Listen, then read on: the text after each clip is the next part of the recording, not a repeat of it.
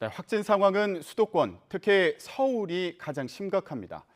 서울 강남구의 현대백화점, 또 여의도 일대 식당가에서 나온 감염이 계속 늘고 있고요.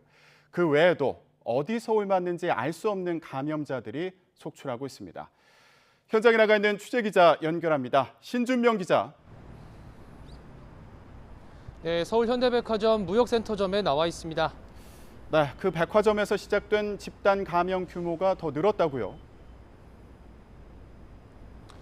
네, 그렇습니다. 현재까지 파악된 확진자만 69명입니다.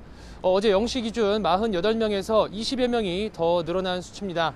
백화점은 지금 보시는 것처럼 어제에 이어 오늘도 휴업 상태입니다. 현대백화점 무역센터 전발 집단 감염이 시작된 건 지난 4일입니다. 백화점 지하 1층 식품관에서 일하는 직원 2명이 처음 확진 판정을 받은 뒤 나흘 만에 70명 가까이 확진자가 늘어났습니다.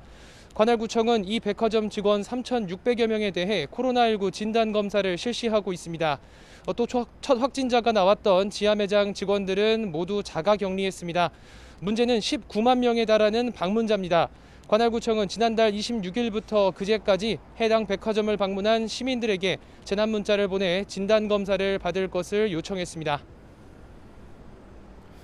네, 그런데 그곳뿐만 아니라 수도권 곳곳에서 집단 감염이 이어지고 있죠.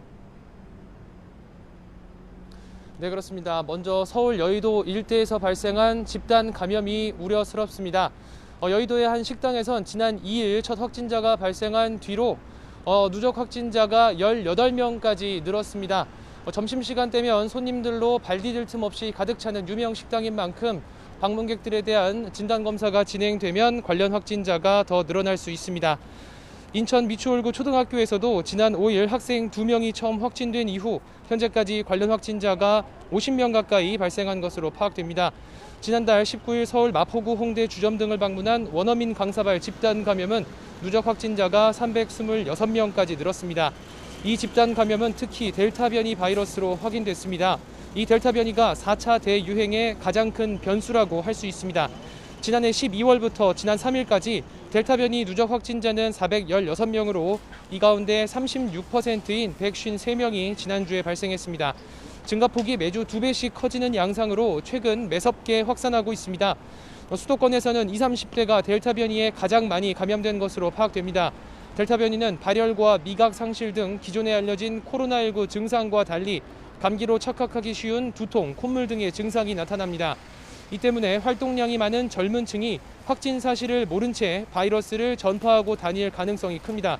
전문가들은 백신 접종률이 낮은 젊은 층을 중심으로 델타 변이가 더 확산할 경우 이전과는 비교할 수 없는 규모의 대유행이 벌어질 수 있다고 우려하고 있습니다.